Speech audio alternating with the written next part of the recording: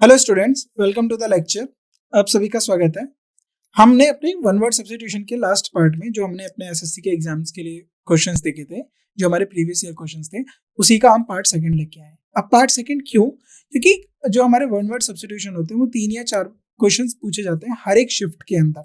अगर एग्जाम आपका 4 दिन में 3 शिफ्ट में अगर 4 दिन भी हो गया तो 12 एग्जाम हो गए और 12 में अलग अलग हमारे पास आएंगे। अगर 4 पूरे पूछे गए तो 48 एक बार के पेपर में हमारे पास 48 सब्स्टिट्यूशन आ गए।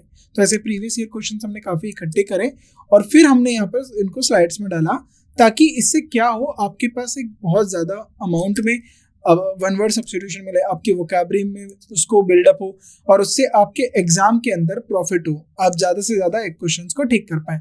तो वन बाय वन हम इस पार्ट में वन वर्ड सब्स्टिट्यूशन पढ़ेंगे और हर एक की मीनिंग को डिटेल में समझेंगे।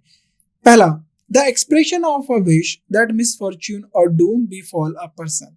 देखिए, एक ऐसा एक्सप्रेशन विश का, जैसे हम बोलते हैं ना शराब दे देना, यानी ऐसी इच्छा जताना जिससे एक किसी पर्सन का मिसफॉर्च्यून यानी उसकी बदकिस्मत हो या फिर उसके साथ उसका उसका बिफॉल हो, यानी वो अपना ग्रोथ ना कर पाए, गिरावट होने लगे, तो उसको हम बोलते हैं curse, right.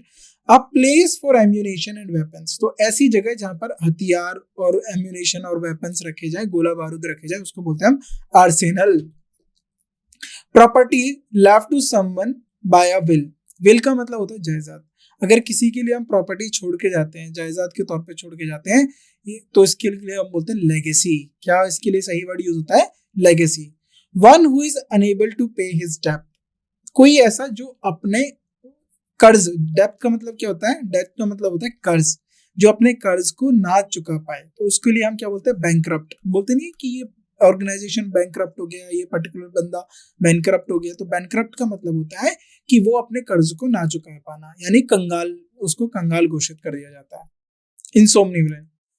One who does not tire easily, जो जल्दी से ना थके, राइट। टायर का मतलब यहाँ पर बोला गया है जो जल्दी से ना थके। तो इन डिफी देखिए, फैटीग का मतलब क्या होता है? फैटीग का मतलब होता है थकावट, तो इसमें हो जाएगा इनडेफिटेबल। तो इनडेफिटेबल का मतलब क्या होता है? जो जल्दी से ना थके। अ person who looks at the bright side of things, एक ऐसा व्यक्ति जो हमेशा चीजों के अच्छी तरफ को देखे, यानी वो हमेशा पॉजिटिव चीज को देखे, तो उसको हम बोलते हैं ऑप्टिमिस्टिक। पैसिमिस्ट किसके लिए बोला जाता है? जो नेगेटिव साइड को देखे, राइट। सेवेंथ आता है हमारा क्लाइंब और मूव विद डिफिकल्ट और a lot of effort typically using one's hand and feet. देखिए, क्लाइंब और मूव, क्लाइंब करना या चलना विद डिफिकल्ट, डिफिकल्टली, देखिए मुश्किल से क्लाइंब करना, चढ़ना, और बहुत सारा एफर्ट्स यूज करना, typically using one hands and feet, यानी हाथ और पैरों से जब हम क्लाइंब करते हैं उसके लिए हम क्या बोलते हैं? क्लाइंबर। क्या बोलते हैं उसे? क्लाइंबर। आपने देखा होगा रॉक क्लाइंबिंग करते हैं तो अपने पैरों से और हाथों को यूज करके और अपने रोप को जो अटैच करते हैं, इसका मतलब ये है कि अगर कहीं से छूट जाए, अगर ग्रिप फसल जाए, तो रोप क्या करती है? उन्हें होल्ड कर लेती है, वो नीचे नहीं गिरने देती। लेकिन वो क्लाइंब किससे करते हैं? हाथ और पैरों से। अ कीपर और कस्टेडियन ऑफ अ म्यूजियम, कस्टेडियन का मतलब होता है रखवाला। अ कीपर और कस्टेडियन ऑफ अ म्यूजियम का मतलब, इसका मतलब क्या होता है? कर्टर। इसके लिए हम बोलते हैं करेटर, राइट। एनी अवार्ड, ऑनर और लाउडेटरी नोटिस, कोई भी ऐसा अवार्ड या ऑनर जो सबके सामने दिया जाता है, उसको बोलते हैं हम एक्लोइड। एक्लोइड के मतलब क्या होता है? कोई भी अवार्ड या ऑनर जब हम देते हैं। समथिंग हैपनिंग इन 3 years, कोई ऐसा जो 3 सालों में हो। तो ट्राइनियल, और लास्ट पार्ट में हमने क्या पढ़ा था? 5 साल में, तो 5 साल का आपको बताना है, हमने लास्ट पार्ट में पढ़ा है। और 3 year का हो गया हमारा triennial. Story of an individual written by himself, जो खुद से अपनी स्टोरी लिखते हैं, जिनकी खुद के द्वारा अपनी स्टोरी लिखी जाती है, उनको क्या बोलते हैं? उन इंडिविजुअलिटी को क्या बोलते हैं? ऑटोबायोग्राफी। क्या बोला जाता है? Autobiography. A person exhibiting excessive worry about one health, कोई ऐसा जो दूसरे की हेल्थ के बारे में ज्यादा चिंता करे, इसके लिए हम बोलते हैं हाइपोकॉन्ड्रियक। देखिए, हाइपो का मतलब क्या होता है? हाइपोकॉन्ड्रिक, जब भी कुछ ज्यादा होता है, एक्सेसिव अमाउंट में होता है, तो हम उसके लिए हाइपो यूज करते हैं। तो ये हमारे होते हैं प्रीफिक्स। तो पहले आपको मैं बताता हूँ प्रीफिक्स क्या होते हैं और सफिक्स क्या होते हैं। प्रीफिक्स होता है किसी भी वर्ड के, जो आपका मेन रूट वर्ड, एक होता है रूट वर्ड, उस रूट वर्ड से पहले अगर हम कोई और वर्ड यूज करते हैं, उसके लिए हम बोलते हैं प्रीफिक्स। और उस रूट वर्ड के लास्ट में अगर हम कोई और वर्ड यूज करते हैं, इसलिए उसको बोलते हैं हम सफिक्स।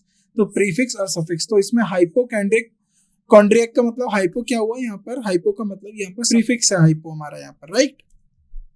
आगे, one who feeds on human flesh, देखिए जो ह्यूमन फ्लैश का मतलब क्या होता है, मांस, मीट, जो ह्यूमन की मांस को खाता है उसको हम बोलते हैं कैनिबल। क्या बोलते हैं हम उसे, कैनिबल। अ पर्सन, देखिए वन के मतलब पर्सन की बात कर रहा है, आप ये मत बोल दीजिएगा जानवर को तो कार्निवोरस बोलते हैं, तो कैनिबल क्यों बोला गया, कैनिबल ह्यूमन के लिए बोला गया। तो बोला रिसेंट टाइम्स में जब हम मीट खाते थे या बहुत से लोग ह्यूमंस का मीट खा जाते थे तो उसको हम कैनिबल बोलते हैं। A person who believes in और tries to bring out a state of lawlessness, anarchist, anarchist का मतलब क्या होता है, जो बिलीव करता हो या try to bring out a state of lawlessness, lawless का मतलब होता है कानून ना मानने वाला, अनार्किस्ट उसको बोलते हैं हम लोग।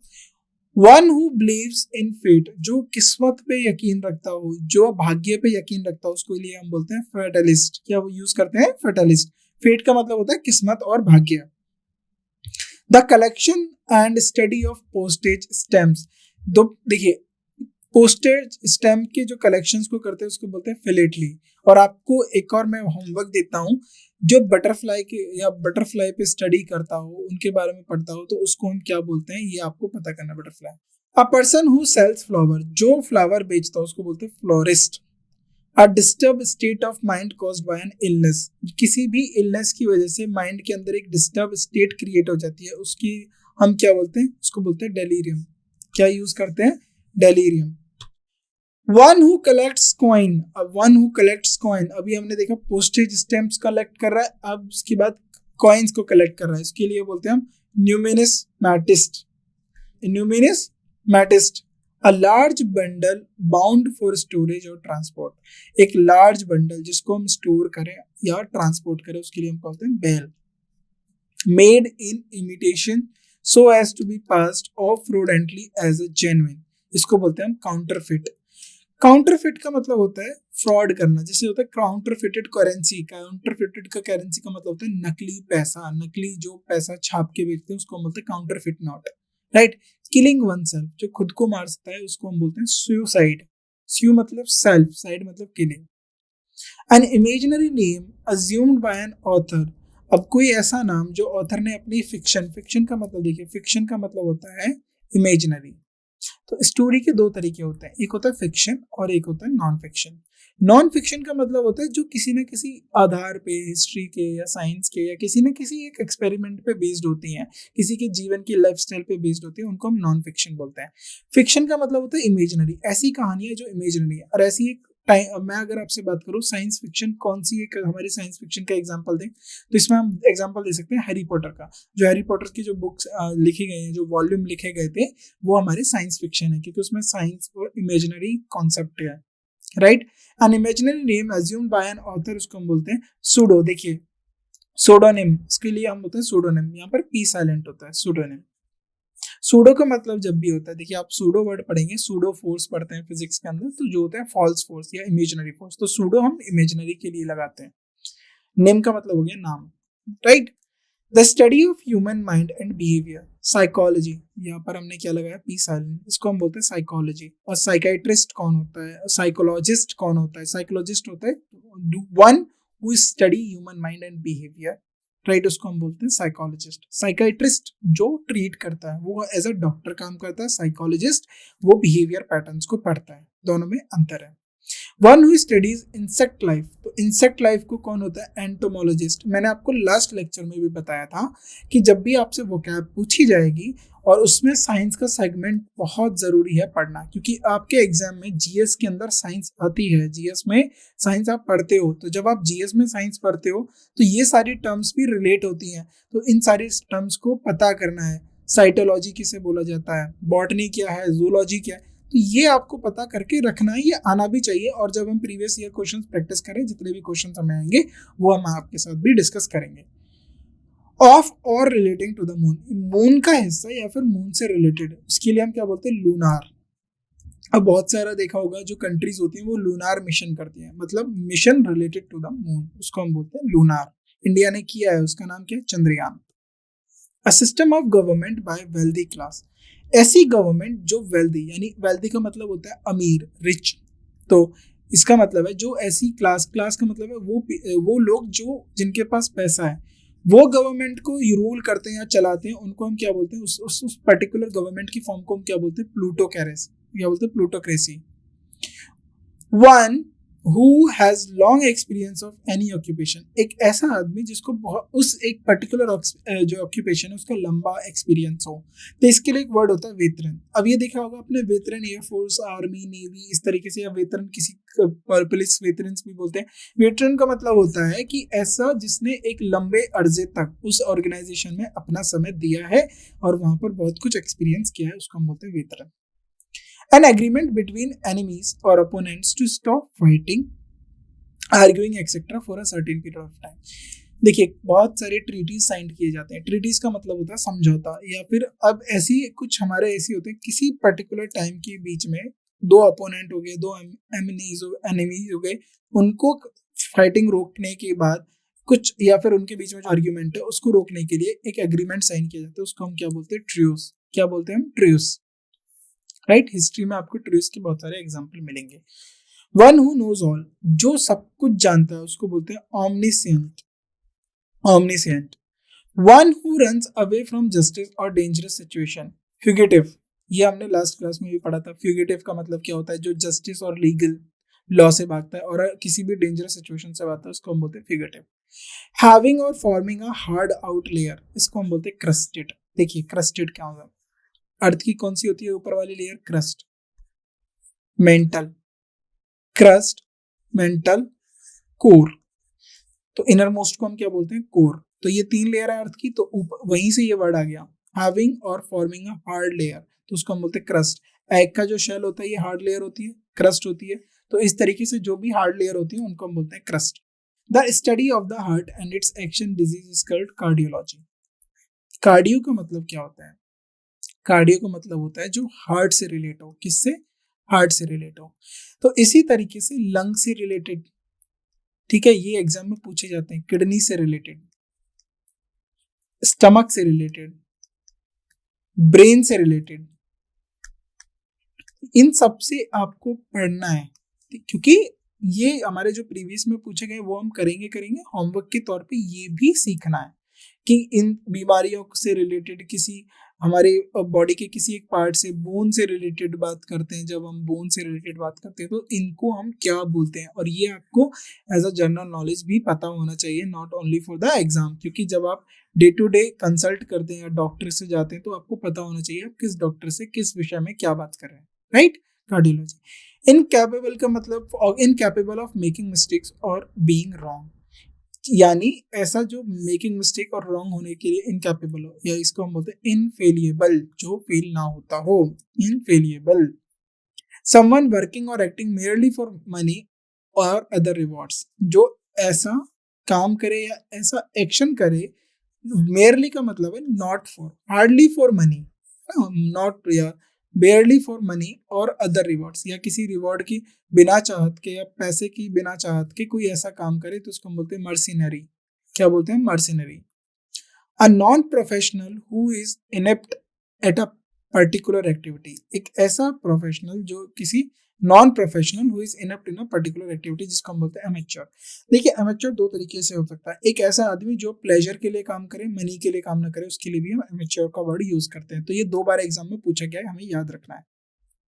Having a common centre as a circles और स्क्वायर, ऐसा देखिए क्या होता है, एक ये सर्कल हो गया, एक ये सर्कल हो गया, ये सर्कल हो गया, ये सर्कल हो गया, ये सर्कल हो गया। इन सारे सर्कल्स को ना एक कॉमन सेंटर से ड्रॉ करा गया है, तो इसके लिए हम बोलते हैं कोसेंट्रिक। अगर आपको, इसीलिए आपको ये याद रखना है, ये क्या होता है, इनको हम बोलते हैं कॉन्सेंट्रिक, यानी common centre. One who can use either hand with ease, ऐसा आदमी जो अपने दोनों हाथों को यूज करे। अब वहां पर होता है one who can use both hands, अब यहाँ पर लिखा आइदर हैंड का मतलब कोई भी हाथ यूज कर सकता है अपनी सहूलियत, विद ईज, तो उसके लिए बोलते हैं एम्बीडेक्स्ट्रस। क्या वर्ड यूज करते हैं, एम्बीडेक्स्ट्रस। तो ये आपको याद रखने हैं, क्योंकि देखिए ये रिपीटेड है। अब मैंने आपको बताया था कि प्रीवियस ईयर क्वेश्चंस जो होते हैं वो बहुत ज्यादा रिपीटेड भी होते हैं, क्योंकि एग्जाम में पूछता रहता है पीछे से। तो आपको प्रैक्टिस के टाइम नए वर्ड्स भी सीखने हैं और जो एग्जाम में पूछे गए हैं उनको भी सीखना है, जिससे हमारी ज्यादा क्वेश्चन हम टिक पर है। एटलीस्ट हम अभी इंग्लिश की बात करें तो इंग्लिश के अंदर अगर इस पर्टिकुलर एग्जाम की बात करें तो 25 क्वेश्चन आते हैं, तो 25 में से आप देखेंगे 10 से लेके 15 क्वेश्चन वोकैब पे होते हैं, जिसमें से 5 क्वेश्चन आपके रीडिंग सेक्शन के हो गए, 5 तो कॉम्प्रीहेंशन हो जाता है और उसके बाद सेंटेंस अरेंजमेंट और बाकी के क्वेश्चन आ जाते हैं। तो वोकैब एक बहुत इंपॉर्टेंट आपका पार्ट प्ले करता है। नियर अबाउट 50% आपका इंग्लिश में वोकैब आता है, तो वोकैब में आपको अच्छा स्कोर करना है। और वोकैब ही ज्यादा मिस्टेक होती है बच्चों से, स्टूडेंट से, एस्पिरेंट से। क्योंकि मिस्टेक क्यों होती है? क्योंकि उनको प्रैक्टिस नहीं करते हैं। Vocab required lot of practice, so आपको प्रैक्टिस करनी होगी वोकैब को सीखने के लिए, राइट। अब आगे बढ़ते हैं। One who can use either hand with ease, इसके लिए बोलते हैं एम्बीडेक्स्ट्रस। एम्बी का मतलब होता है, एम्बी जब भी हम बात करें एम्बी तो हम दो चीजों के लिए यूज करते हैं, एग्जिस्टिंग और happening in the same time of period. ये हमने प्रैक्टिस में भी पढ़ा है, ऐसा कुछ जो सेम टाइम ऑफ पीरियड में हो, यानी कोई ऐसी घटना जो अमेरिका में भी हो रही हो, ये हमारा अमेरिका है, और कोई ऐसी घटना जो हमारी कंट्री में भी हो रही है, हमारा कंट्री है इंडिया, राइट। अब सेम टाइम अगर मैं बात करूं 1920, सेम चीज एग्जिस्टिंग और हैपनिंग अगर ऐसी जगह पे दो जगहों पे हो रहा हो एक टाइम पीरियड की लेकिन जब हम बात करें तो इसके लिए बोलते हैं हम कंटेम्प्रेरी। अगर आप हिस्ट्री में पढ़ेंगे तो कोल्ड वॉर एरा को आप देखेंगे, उसमें बोला गया कंटेम्प्रेरी वर्ल्ड। तो उस टाइम वर्ल्ड 3 हिस्सों में बटा था, वर्ल्ड 1, वर्ल्ड 2, वर्ल्ड 3। हम किसके हिस्सा थे? नाम, नॉन अलाइंग मूवमेंट आपको हिस्ट्री में पढ़ना है, तो ये होमवर्क है आपका। तो कंटेम्प्रेरी का मतलब हो गया एग्जिस्टिंग और happening in the same time period. A room in a public building where outdoor clothes और luggage may be left। ऐसा रूम जहाँ पर देखिए हर जगह ये होता है, जब भी आप ग्राउंड में जाते हैं या कहीं और जाते हैं तो वहां पर कुछ ऐसे रूम्स होते हैं या कुछ पब्लिक बिल्डिंग होते हैं जहाँ पर आप आउटडोर क्लोथ्स और लगेजेस को छोड़ सकते हो, मे बी लेफ्ट। इसको हम बोलते हैं क्लॉक रूम। आपने रेलवे स्टेशन पे देखा है, रेलवे स्टेशन पे क्लॉक रूम होते हैं। अगर आप रेलवे स्टेशन में क्लॉक रूम देखा होगा, आप किसी भी रेलवे स्टेशन पर चले जाइए और उसमें क्लॉक रूम होता है। क्लॉक रूम में क्या होता है, आपका सामान रख लिया जाता है और आपको उसके बदले में कुछ चार्ज देना होता है। तो क्लॉक रूम होता है आपकी सामान की सेफ्टी के लिए रख दिया जाता है, right. A place where breeding and keeping birds is called aviary. देखिए अब एवरी का मतलब एविएशन से रिलेटेड है। एविएशन का मतलब एरोप्लेन, याद रखिए, एरो, एविएशन, एवरी। तो हम किस एवीज किसको बोला जाता है? तो ये सब हम बात करेंगे, बर्ड्स के लिए बात करी गई है, तो एवरी। अब मैं आपसे कुछ क्वेश्चंस देता हूँ, ये आपके होमवर्क है। हॉर्स के लिए कहाँ रखेंगे? ऐसी जगह जहाँ पर हॉर्स को रखा जाए, पेट एनिमल्स को रखा जाए। डॉग्स को कहाँ रखा जाता है? पिग। तो इस तरीके से आपको पता करना है कि ऐसी जगह जहाँ पर इन सबको रखा जाता है उनको हम क्या बोलते हैं। तो ये भी वन वर्ड सब्स्टिट्यूशन का पार्ट है, ये लॉजिकल जिसको हम बोलते हैं वर्बल एबिलिटी। ये आपसे इंग्लिश में भी आता है ये topic, right. The action of using someone और समथिंग एज अ मॉडल, है ना। जिस एक्शन ऑफ समवन, जिस कोई भी एक्शन जिसको हम समवन या समथिंग, किसी का भी एक्शन को हम एज अ मॉडल ट्रीट करें, उसको बोलते हैं imitation. Imitation. A game in which no one wins, draw. और अभी आपसे एक क्वेश्चन पूछा जाता है, ऐसी सिचुएशन जिसमें ए और बी दोनों में से कोई हम रिजल्ट ना डिक्लेयर कर पाए दोनों के बीच, तो इस सिचुएशन को हम क्या बोलते हैं? इसको हम बोलते हैं डेडलॉक। डेडलॉक। तो मैंने ऐसे बोला, डेडलॉक हो गया, ड्रॉ हो गया। तो ये चीजें आपको याद रखनी है और आपस में सीखनी है। One who is outspoken and outgoing, extrovert. Last class में हमने एक वर्ड आया था इंट्रोवर्ट। इंट्रोवर्ट किसके लिए बोलते हैं? एम्बीवर्ट किसे बोलते हैं? तो ये एम्बीवर्ट का मतलब होता है जो ना ही इंट्रोवर्ट है ना ही एक्सट्रोवर्ट है। इंट्रोवर्ट होता है जो नहीं बोलता है। दो outspoken, one who is not outspoken, उसके लिए हम क्या बोलते हैं? Introvert. One who is not outspoken और शाय, इसीलिए उसके लिए वर्ड होता है इंट्रोवर्ट। और जो आउटस्पोकन होता है और आउटगोइंग होता है, इसके लिए वर्ड होता है एक्सट्रोवर्ट। और जो दोनों होते हैं उनके लिए हम यूज करते हैं एम्बीवर्ट। तो मैंने बोला था एम्बी दोनों के लिए यूज करा जाता है। समवन हु इज साइलेंट और अनकम्युनिकेटिव इन स्पीच, रिजर्व्ड। इस एक और वर्ड है रिजर्व्ड। तो अगर आपको पास समवन हु इज साइलेंट और अनकम्युनिकेटिव इज इन स्पीच, इसके लिए हम बोला जाता है रिजर्व्ड। अगर रिजर्व्ड और आपके पास ऑप्शन दे दिया जाए यहाँ पर इंट्रोवर्ट, तो सही आंसर यहाँ पर इंट्रोवर्ट यूज होगा, नहीं तो इसको रिजर्व भी करते हैं। जब ऑप्शंस में आता है तब हमें देखना होता है कि सबसे ज्यादा suitable, which is more suitable option, right. Most suitable option, which is the most suitable option. A place where bees are kept, apiary. तो अभी हमने उसमें बताया था, होमवर्क दिया था, बहुत सारी प्लेसेस दी थी। अब देखो 20 जहाँ कलेक्ट करी जाती है अपीयर ही होती है, राइट। तो इस तरीके से आपको सीखना है कि अगर एक क्वेश्चन मेरे को मिला है तो दूसरा इस पे क्या पूछा जा सकता है, तीसरा क्या पूछा जा सकता है। जब आप इस तरीके की पॉसिबिलिटीज को दिमाग में रखेंगे और तब आप एग्जाम की प्रैक्टिस करेंगे, एग्जाम इजीली क्लियर हो जाएगा और आपकी डे टू डे लाइफ में जो आपकी वोकैब है वो भी बढ़ेगी। One who does a thing for pleasure and not for a professional. देखिए amateur, ये अभी हमने डिस्कस किया है, ये लास्ट में भी डिस्कस किया था और ये दोबारा आया है, यानी इसका मतलब रिपीटेशन। देखिए जो भी पीवाईक्यूज में रिपीटेशन मिलेगा, तो पीवाईक्यूज में रिपीटेशन मैं इसीलिए रखता हूं ताकि आपको एक तो रिवाइज हो और दूसरा आप ये सीखें कि क्वेश्चंस रिपीट होते हैं एग्जाम्स के अंदर। किसी ना किसी एग्जाम में वो पूछा जा रहा है, किसी ना किसी ईयर में पूछा जा रहा है, किसी ना किसी शिफ्ट में पूछा जा रहा है, तो आपको उसको अच्छे से पढ़ना है। पीवाईक्यूज इसीलिए तो दिए जाते हैं कि आप उन्हें पढ़ें, सीखें और उसके बाद और थ्योरी पार्ट को भी पढ़ें, जिससे आप समझ में पाए कि हमें किस तरीके से क्वेश्चंस पूछे जाएंगे। देखिए दोबारा क्वेश्चन रिपीट हुआ है, इनकैपेबल और making mistakes wrong, right.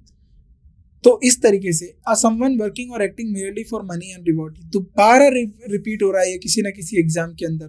Mercenary, government by king और क्वीन, ऐसी गवर्नमेंट जो किंग और क्वीन से यूज होती है जिसको बोलते हैं मोनार्की। तो अभी देखिए मोनार्की, ओलिगो मोनार्की हो गया। अब मैं आपको एक होमवर्क देता हूँ, आपको ये करना है, form of government, forms of government, governments, ये याद करना है गवर्नमेंट्स की कितनी सारी फॉर्म्स होती हैं, वो आपको होमवर्क में करना है। और साथ ही में आपको पता करना है, देखिए जो हेट वाले हैं और लव वाले हैं, लव के लिए हम फाइल यूज करते हैं, हेट फोबिया यूज करते हैं, तो ये आपको होमवर्क है। जो भी ऐसे आपको वर्ड्स मिलेंगे रिलेटेड वर्ड्स, ये आपको होमवर्क में करने हैं। इससे ये होता है कि जब हमारे एग्जाम में वन वर्ड सब्स्टिट्यूशन आता है तो हम एलिमिनेट कर पाते हैं, वन वर्ड सब्स्टिट्यूशन आता है तो हम एलिमिनेशन कर पाते हैं। तो एलिमिनेशन को भी सीखना है आपको और आपको याद भी करना है, लर्न भी करना है। तो लर्न करने के दो तरीके होते हैं। देखिए अब मैं आपको लास्ट में, अभी हमने 50 क्वेश्चंस डिस्कस किए, अब मैं आपको कुछ बताता हूँ कैसे आप वन वर्ड्स को ठीक और अच्छे से कर सकते हो। ये हमने थ्योरी में भी सीखा है, दोबारा सीखेंगे। दो तरीके होते हैं, एक तो होता है लर्न, जितने भी आपने वर्ड करे उनको आप याद कर लो, तो ये आपका लर्निंग पार्ट हो गया, लर्निंग पार्ट हो गया। और दूसरा पार्ट होता है आपका रीडिंग पार्ट। रीडिंग, रीडिंग किस तरीके से, जब आप कोई भी टेक्स्ट बुक पढ़ेंगे, टेक्स्ट बुक, अब टेक्स्ट बुक कहाँ से शुरू करनी है, टेक्स्ट बुक क्लास 8th की, 7th की, 6th, 7th, 8th, 9th, इन 3 क्लास के आप नॉर्मली इंग्लिश टेक्स्ट बुक को उठाइए, जिसमें स्टोरीज हो, फिक्शंस हो, पोएम्स हो, उनको रीड करिए। वहां से आपको एम्पल अमाउंट ऑफ वर्ड्स मिलेंगे, यानी अच्छे खासे वर्ड्स मिलेंगे, जिससे आप अपनी वोकैब में यूज कर सकते हैं। और उसके साथ उनकी जो लैंग्वेज होती है वो इजी होती है, ऐसा नहीं है आपको बहुत ज्यादा स्ट्रगल करना पड़ेगा उसको समझने के लिए, आप इजीली समझ पाएंगे। क्योंकि रीडिंग के लिए आपको लाइन बाय लाइन ट्रांसलेट नहीं करना है, आपको उसको समझना है। अंडरस्टैंडिंग आपकी सही होनी चाहिए, अंडरस्टैंडिंग। क्योंकि अभी हम प्रैक्टिस कर रहे हैं और प्रैक्टिस में गलती भी हो सकती है, कोई इशू नहीं है, लेकिन एग्जाम में गलती नहीं होना है। तो एग्जाम में गलती तब नहीं होगी जब आप अच्छा प्रैक्टिस करेंगे। More you practice more you get the number, जितना आप ज्यादा प्रैक्टिस करोगे उतना ज्यादा आपका नंबर मिलेगा। तो इसीलिए अंडरस्टैंडिंग हो गया, रीडिंग हो गया, लर्निंग हो गया। तो ये हमारे 3 तरीके हैं। अंडरस्टैंडिंग से कैसे पता लगेगा, क्योंकि आपको पता चलेगा किस कॉन्टेक्स्ट में बात की जा रही है, किसके लिए की जा रही है, तो आप उसको इजीली सॉल्व कर लेंगे। तो टेक्स्ट बुक हो गया। अब जब आपकी टेक्स्ट बुक हो जाए तो आप कुछ अच्छी नॉवेल्स भी पढ़ सकते हैं, आर्टिकल्स पढ़ सकते हैं। न्यूज़पेपर में आपको न्यूज़ पढ़ना है और साथ ही में न्यूज़पेपर्स के अंदर आर्टिकल्स होते हैं। आर्टिकल्स क्यों मैं आर्टिकल्स को आपको सजेस्ट कर रहा हूँ, आर्टिकल्स इसलिए सजेस्ट कर रहा हूँ क्योंकि आर्टिकल्स, एक तो राइटर्स की कोई ना कोई डिफरेंट राइटर होता है, तो आपको डिफरेंट स्टाइल ऑफ राइटिंग देखने को मिलेगी। किसी का स्टाइल कुछ और होगा, किसी का स्टाइल कुछ और होगा। फिर आपको सिलेक्शन ऑफ वर्ड्स मिलेगा, हर राइटर का अपना एक सिलेक्शन ऑफ वर्ड होता है, तो आपको बहुत सारे वर्ड्स यहाँ से सीखने को मिल जाएंगे। साइंस का अगर कोई आर्टिकल होगा तो वो उसमें किस तरीके के वर्ड होंगे, पॉलिटिक्स का कोई आर्टिकल होगा उसमें किस तरीके के वर्ड होंगे, हिस्ट्री के बेसिस पे कोई आर्टिकल होगा उसमें कैसे वर्ड्स होंगे।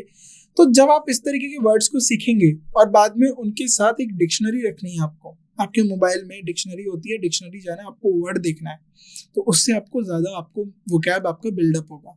जितना ज्यादा वोकैब बिल्ड होगा और जितनी ज्यादा आपको उतनी ज्यादा अंडरस्टैंडिंग भी मिलेगी, क्योंकि वोकैब, अच्छी राइटिंग स्किल्स या अच्छी स्पीकिंग के लिए आपको वोकैब चाहिए। तो वोकैब आपका एग्जाम में, मैंने आपको बताया 10 से लेके 15 क्वेश्चंस पूछे जाते हैं। अगर एक क्वेश्चन 1 मार्क्स का है तो इतने नंबर हो गए, 2 मार्क्स का है तो इसका डबल कर लीजिए। तो वोकैब इसीलिए इंपॉर्टेंट है, हमें इसको इग्नोर नहीं करना है, हमें इसे सीखना है। जितना वोकैब सीखेंगे, जितना उसको प्रैक्टिस में लेंगे, उतना ज्यादा वोकैब आप कर पाएंगे। तो इस क्लास को अभी हम यही रखते हैं, बाकी के जब भी हैं हम इस तरीके से अपने क्वेश्चंस करते रहेंगे। और आपको प्रीवियस ईयर दोनों जो हमने लेक्चर्स लिए हैं वो, और इसके बाद जो थ्योरी में हमने वर्ड्स पढ़े वो भी पढ़ने हैं, राइट। Thank you.